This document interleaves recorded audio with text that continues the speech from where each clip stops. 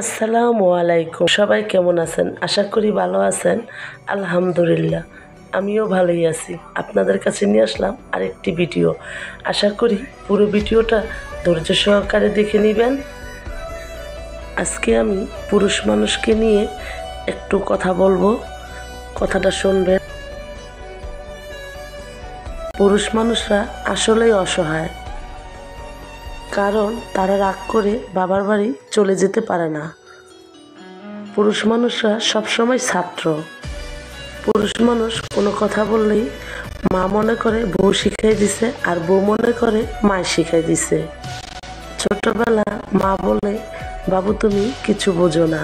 বড় হওয়ার পর এখন বউ বলে তুমি কিছু বোঝো না। ছেলে মেয়ে হওয়ার পর ছেলে মেয়ে বলে, বাবা তুমি কিছু বোঝো না। তো পুরুষ মানুষরা নিজেই জানে না তাদের বোঝার আসলেই কখন। আর এই তো আমি কথা বলতে বলতে গরুর গোশ রান্না করে নিলাম। আজকে আমি চড়ুইভাতি রান্না করব। তো চড়ুইভাতি কী রান্না করি আপনারা সাথেই থাকুন। এই তো এখানে নিয়ে নিয়েছি লাল চাল, মসুর ডাল, মুগ ডাল একসাথে ধুয়ে পরিষ্কার করে নিয়েছি। আর মুগ ডালটাকে আমি ভেজে নিয়েছিলাম।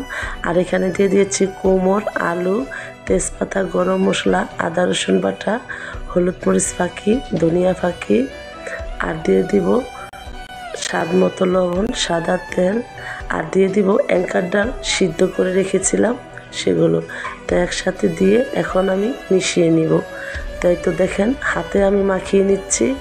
এখন মাখিয়ে কিছুক্ষণ রেস্টে রেখে দিব। রেখে দেওয়ার পর আমি আজকে বাইরে রান্না করব চড়ুইভাতি মাটির চুলা। এই তো আমি মাটির চুলা কষাইতে শুরু করে দিয়েছি।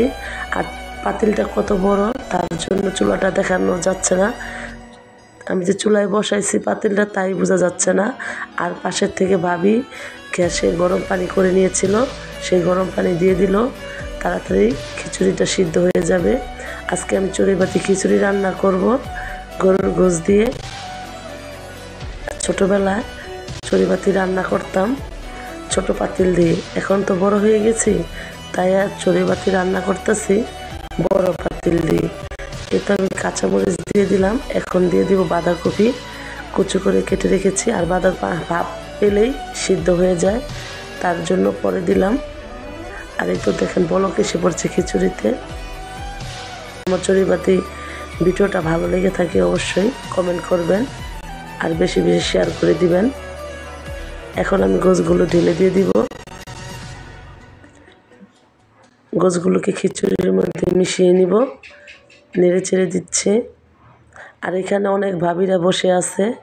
ভাবিরা ক্যামেরার সামনে আসতে চাইতেছে না, তাই দেখাইলাম না। এ তো খিচুড়ি হয়ে গেছে। এখন আমি সবাইকে বেড়ে বেড়ে দিচ্ছি। এখন খাওয়ার টাইম, সবাই খাবে।